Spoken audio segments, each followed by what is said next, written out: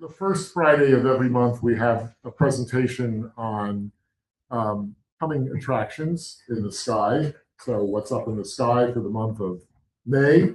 But for this presentation, we will start with what's no longer up in the sky in the month of May, and that is the Artemis mission, which turned after a successful trip around the moon in April. We watched it land on TV, actually on the NASA feed right here on the screen. It was an extremely moving thing to see. The last time astronauts were in the vicinity of the moon, it was longer ago than I care to admit, and I was maybe 13, so it's been a long time coming that we get back. And you can see that the path of the spaceship, I think that's Happy's joke, but it fits me very well, the largest treble clef in the universe, that the ship went around the moon. It actually was the furthest from the Earth that human beings have ever gone, because the previous trip around the back of the moon, which was Apollo 8, was closer to the moon than Artemis 2 was. So the pattern does look a little bit like a treble clef. Here we can see comparative images of the two ships taking off. Apollo 8 back in 1968, when I was 9 years old, and which was the last ship that orbited the moon without landing on it. And then that's not true. Apollo 10 did also, and then Artemis 2. It's interesting that Apollo 8, one of the most famous accomplishments was that it took this picture of Earthrise, which is actually not aligned correctly when the astronauts took it over to the side. And here is Earth setting, taken by the Artemis astronauts. And that is the far side of the moon that you're looking at, the side that we never see. And here's a picture of the landing, which was quite dramatic. When you come hurtling down at 17,000 miles an hour through the atmosphere, things get very hot, and you can see the effect that it has on the outside of the capsule. It looks like it's been in the toaster, which in effect it was, and the astronauts being helped out of the ship by Navy personnel. So getting to the actual current astronomy, May is a month, one of those rare months that have two full moons in them, because tonight is the first full moon, which is traditionally called the flower moon, the full moon in May. And then when there's two full moons in a month, the second full moon is called the blue moon, as in once in the blue moon, or blue moon, you saw me standing alone, or any of those other sayings. When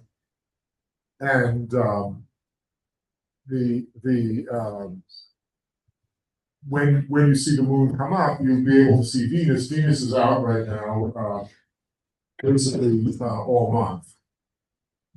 I don't know why this cartoon was put in here, but it's pretty funny.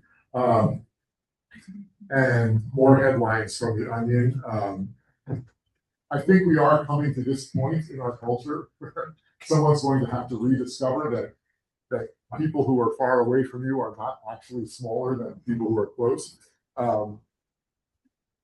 So for planets, Mars and Saturn are starting to rise early in the morning, and gradually over the course of the summer will be rising earlier and earlier, which means gradually they'll be migrating by fall into the night sky. They're in the constellation of Pisces, which we can't see because it's during the day. And then by the end of May, Mars moves into the constellation of Aries, which is also obscured by the sun. Jupiter is still out. In fact, you may have seen it tonight in the telescope. Jupiter will be leaving us soon. By the end of the month, it'll be sinking into the western sky, and we won't be able to see it again until it's up early in the morning, later in the fall. When you look at Jupiter through a pair of good binoculars or a small telescope, you see something like this. Jupiter actually has something in the vicinity of 95 moons. Just telling someone before that when I was little, my astronomy book confidently stated that Jupiter had 12 moons, and they've discovered a bunch of new ones since then. In fact, basically, they've discovered Jupiter since I was little. But the four largest moons, called the Galilean moons, you can watch them, you can see them through binoculars if you have 10 power or better and can hold them really steady. Over the course of a few days, they change position. The innermost moon, Io, goes around Jupiter less than 2 days. The gravity of Jupiter is so intense. The four Galilean moons are called Io, Europa, Ganymede, and Callisto. Callisto is actually the most distant one. It looks like it's closer here, but it's back further behind. Ganymede is the largest moon in the solar system. Io, because it's so close to Jupiter, is constantly being stirred up by gravitational tides, and it's basically molten. It's got erupting volcanoes on it. They were the first volcanoes discovered above the Earth. And Europa is a ball of ice. Come on. Please mute yourselves. Here. Europa is a ball of ice whose interior has been heated up, so it's got an ocean inside it. And right now there is a NASA probe en route called the Europa Clipper to Europa to do some preliminary research in terms of whether it could be supporting life. It's one of the most likely spots in the solar system where there might be life off of Earth. This is an image of Jupiter by one of our members, Tony Scharfman. One of Jupiter's famous features is the great red spot, which has been shrinking over the last several decades, but it's still pretty impressive. It's larger than the Earth. It's a storm. And when you look at Jupiter through 20 power magnification or better, you can see what are called the equatorial cloud bands. They are rotating in a different direction, just like on Earth we have trade winds, than the rest of the atmosphere. Jupiter is mostly gas. It's mostly hydrogen gas. It is the largest planet, as you probably know. Venus is out now. You can see it early. Venus is only visible either early in the evening or early in the morning.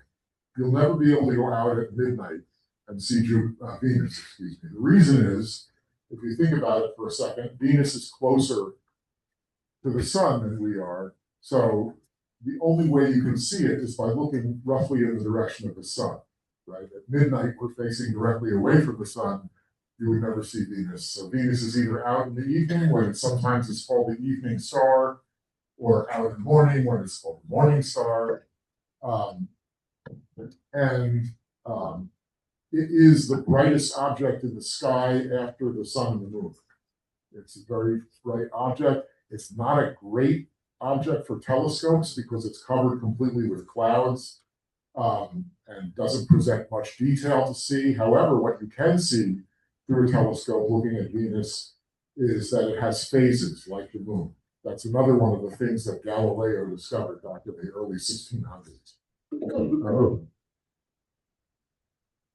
So, getting to the constellations, we're focusing tonight on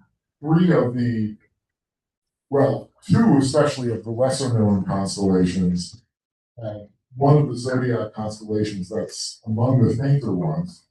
And they are Pleiades, which is this sort of kite-shaped figure here, and Constellations, which is this tiny little constellation here, right underneath the tail of the Big Dipper.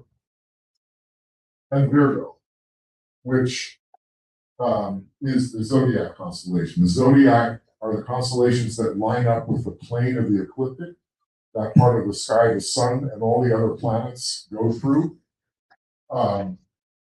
You can see Scorpio, Libra, Virgo, Leo, Cancer, Gemini. Those are all when you see a planet, they will always be in one of those constellations. Jupiter right now is in Gemini.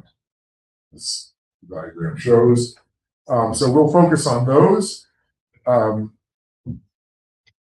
They are a really interesting group of constellations, and one of the reasons why is because in the spring, you may have noticed this if you look at the sky, the brightest stars are all either in the winter sky or the summer sky.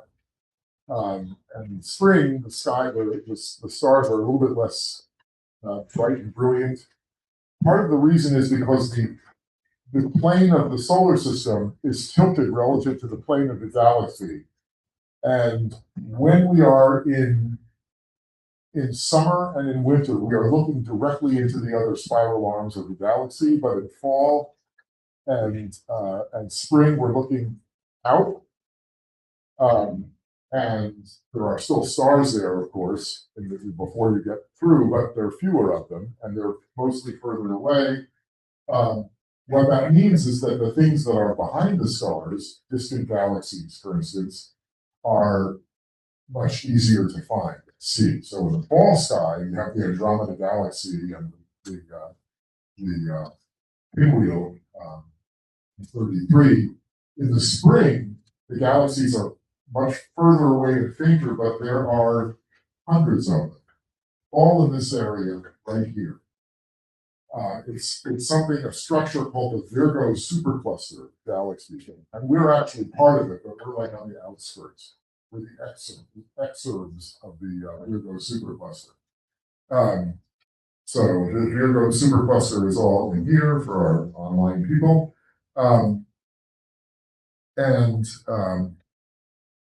So Boötes is very unknown constellation, relatively, possibly because of its really difficult to pronounce name. It does contain one of the brightest stars in the sky, but somehow it doesn't attract quite as much attention. And it comes from the Greek word you can see, and it means a herdsman or a plowman.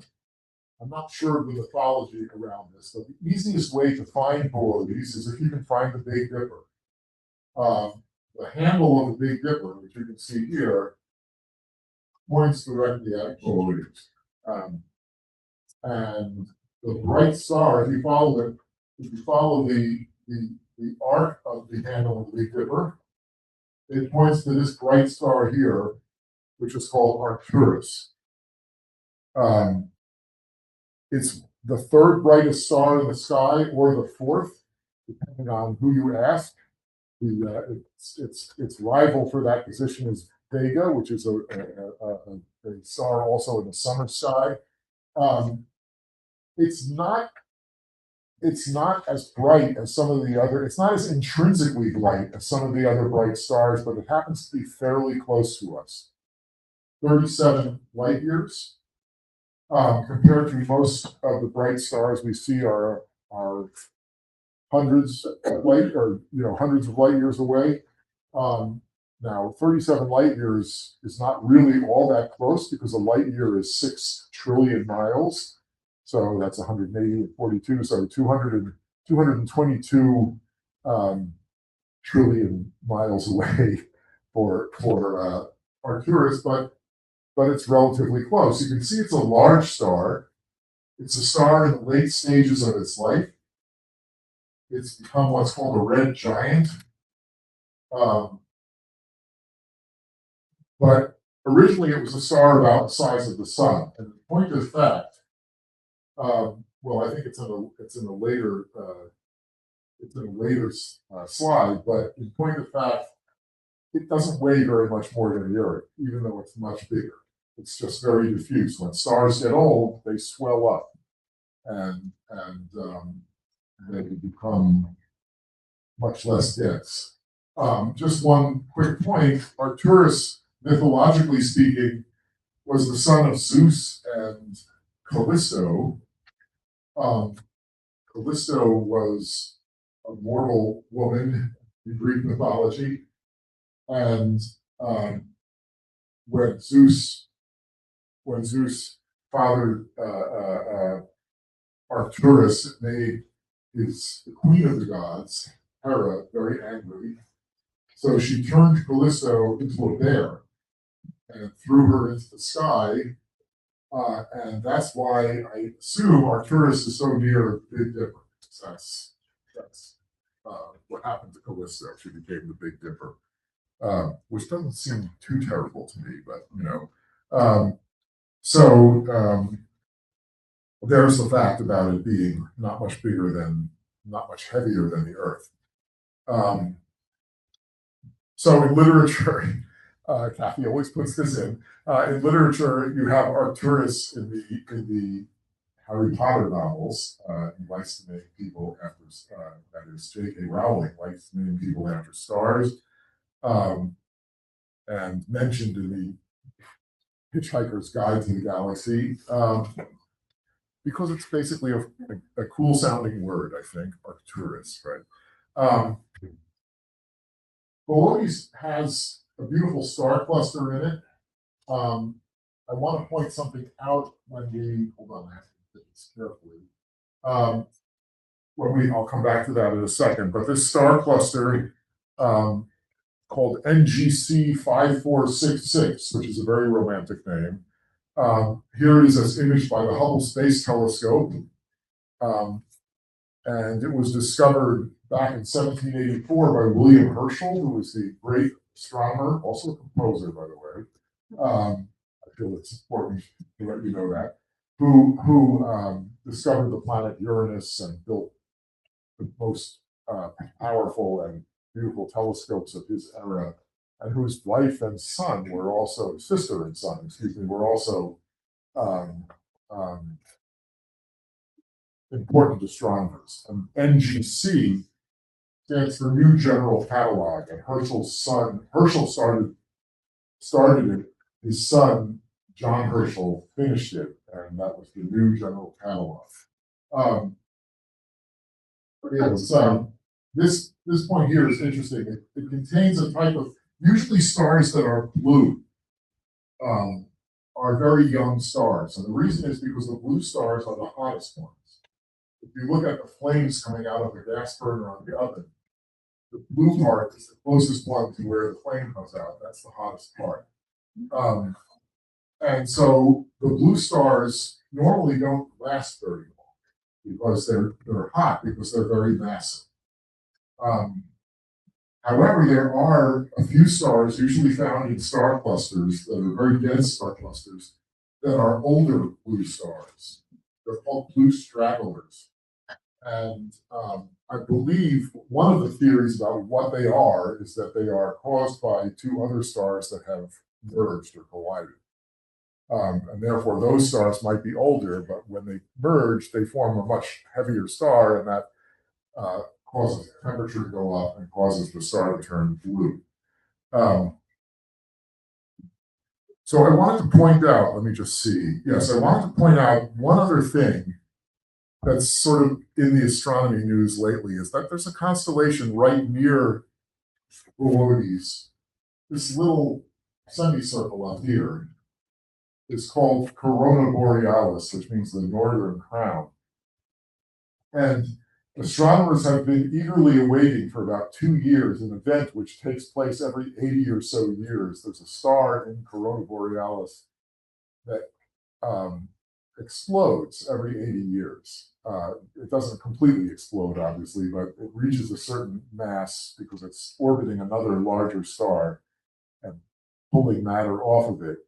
And it causes a very bright explosion. And that nova, I know we have a member of this club who has been observing it like nightly for like a year and a half, waiting for it to go off, and it hasn't yet. So, but that's a you know, all these constellations that might look like they're kind of faint or not that important a lot of them have really interesting objects in them. And probably one of the most insignificant looking constellations is this little constellation here under the tail of the Big Dipper called Canis Venatici.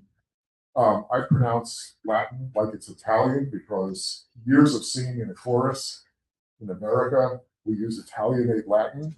If I were English, I might say Canis Venatici or something like that, but Italianate Latin for me, so Canis Venatici means the hunting dogs. And it's basically just two stars. This one here is fairly bright. That one's pretty faint. They don't stand out, and you would never notice them. And it's tiny. You might wonder, like, why it's important to even look at. It just happens to have a huge number of really cool deep sky objects in it, objects that are further away than our galaxy. So all the stars that we see in the night sky individually are in our galaxy, but there are objects that are beyond them. So here it is. The main star is called Cor Caroli, which means the heart of Charles. I don't know exactly.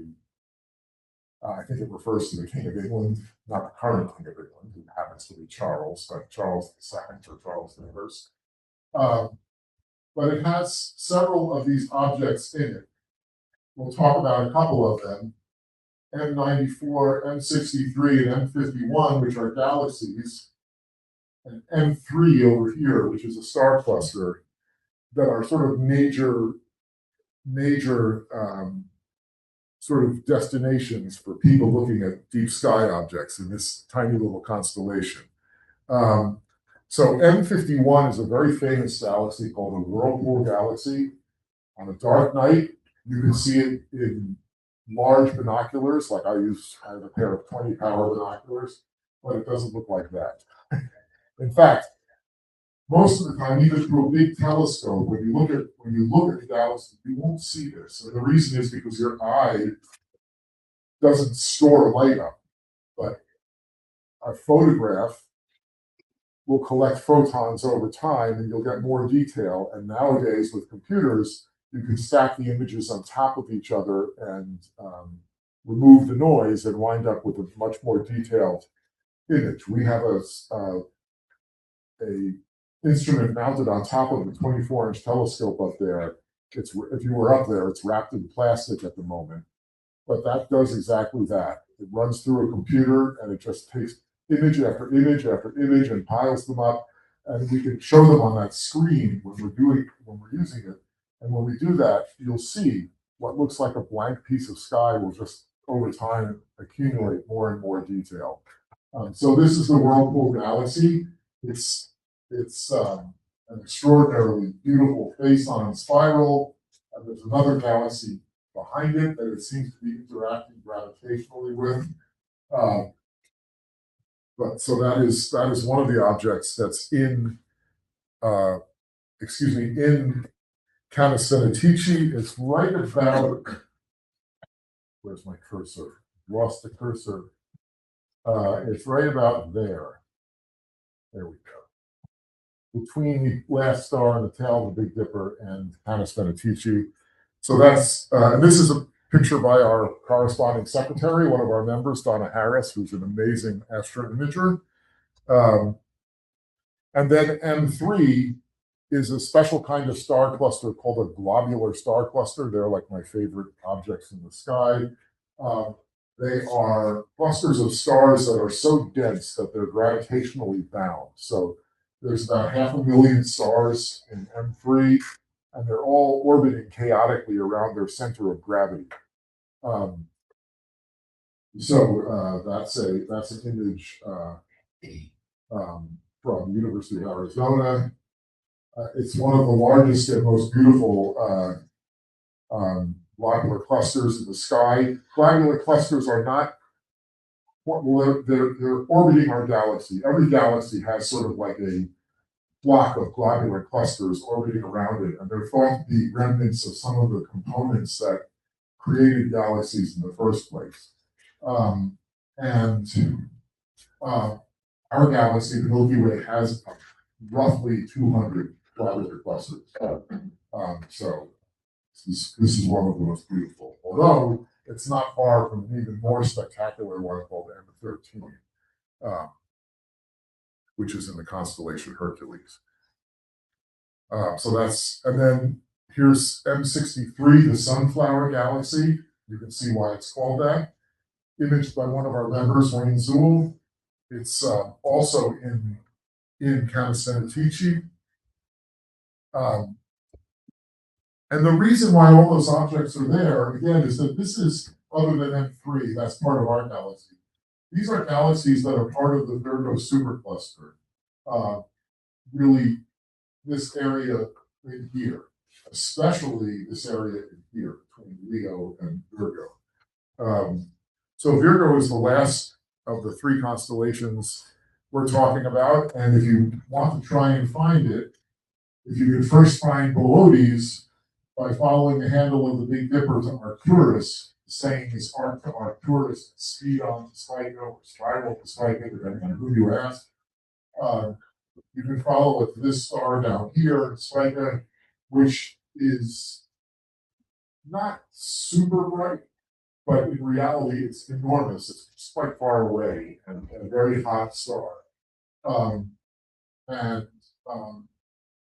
Virgo is the home to just a huge number of galaxies. Even though most of the constellation is fairly faint, there's a diagram of how to arc to Arcturus and speed on to Spica. Virgo personifies agriculture, like the goddess Ceres, and Spica, as you can see, means an era of grain. Spica is actually a double star. The two stars that make it up are very close to each other. They orbit a common center of gravity in only 4 days. So our Earth and Sun, 93 million miles apart, it takes 365 days to go around the Sun. Mercury takes 88 days to go around the Sun, and Mercury is the closest planet to the Sun. Imagine two stars that are so close that they're whipping around each other every 4 days. And as a result of that, the gravity of those stars is so intense that they're not spherical. The gravity, they're constantly pulling on each other, so they're both sort of egg-shaped.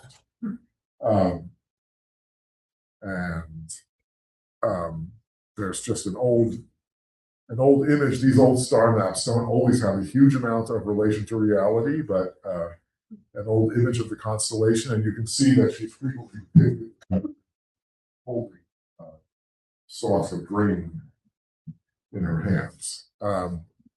So Virgo also has a lot of stars that are known to have exoplanets.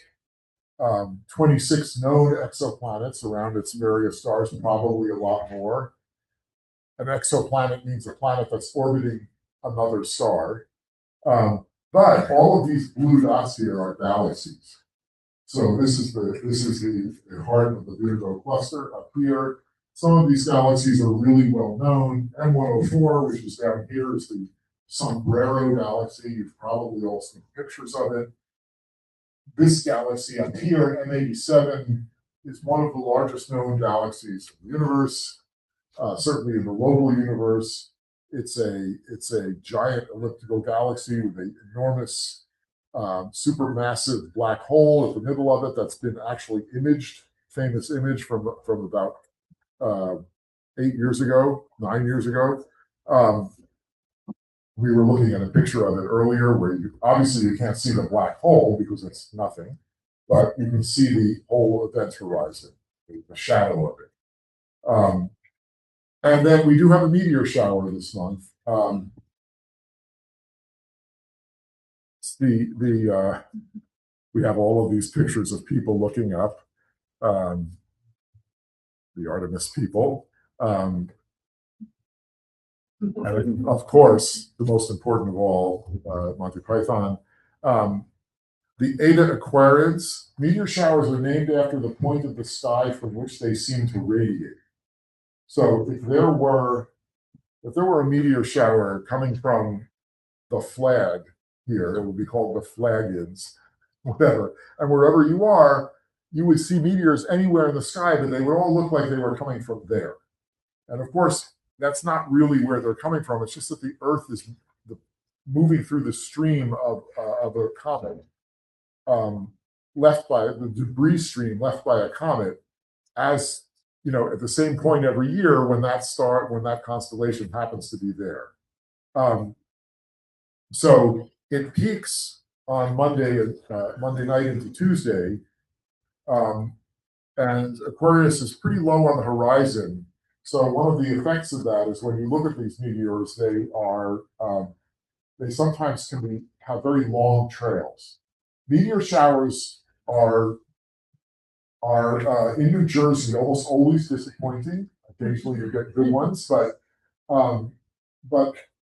the reason is because of the light pollution. Meteors are very faint. When you're in a dark sky, you can usually see for the Eta Aquarius about 20 an hour. So it's not like it's raining meteors. And the other problem with meteors, if you have a group of people out looking at them, if they're not all looking at it at the same time, you won't be able to show it to anybody else, right? A meteor is like, and that's it. So you can't point it out to other people. However, if you go out early in the morning, you will see some meteors. On any given night, you can see meteors. By the way, we had a big fireball about a week ago, right? That went across New Jersey. Fireball is just a slightly large. Meteors are tiny, tiny little bit of dust or debris that enters the Earth's atmosphere and burns up. Or they are, but fireballs are just larger, something maybe like the size of a marble, so that it generates a lot more fireworks. So as it shows there, they leave long trails. The other problem this year for the Eta Aquarius is that the moon, after the moon is full, the moon was full last night or tonight, as it gets further and further along in its phases, it rises later and later. So if you want to see, the morning is the best time to see, early morning is the best time to see meteors before the sun rises, but the moon will be out, which also the light is a bit of a problem.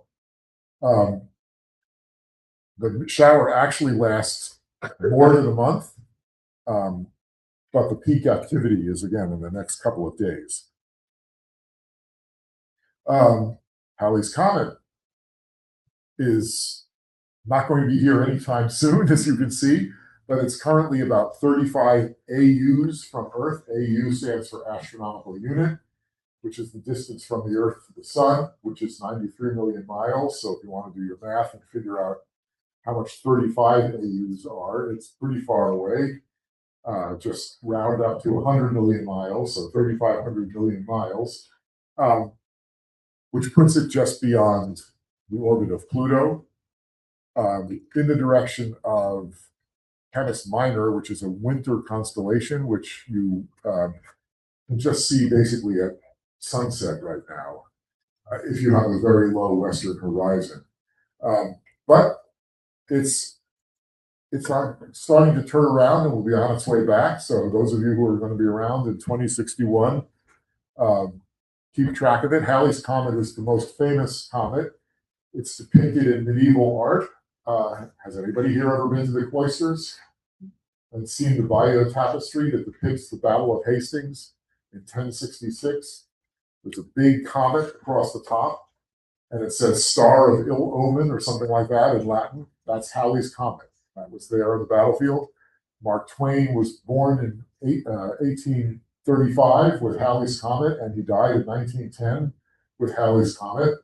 In 1986, when Halley's Comet came by, we had 4,000 people here in the observatory one night because everyone wanted to see it. So every 75 or 76 years, it's back. So it's starting on its voyage home. And this is something that our regular What's Up presenter always has as her last slide. It's something her mother once said to her. My mother said to me, "Sit up straight." But I think what she meant by that was, "May the stars shine all around to keep you amazed all the time. So with that, I think we are coming to the end of the presentation. Here's the acknowledgments. Well, thank you all.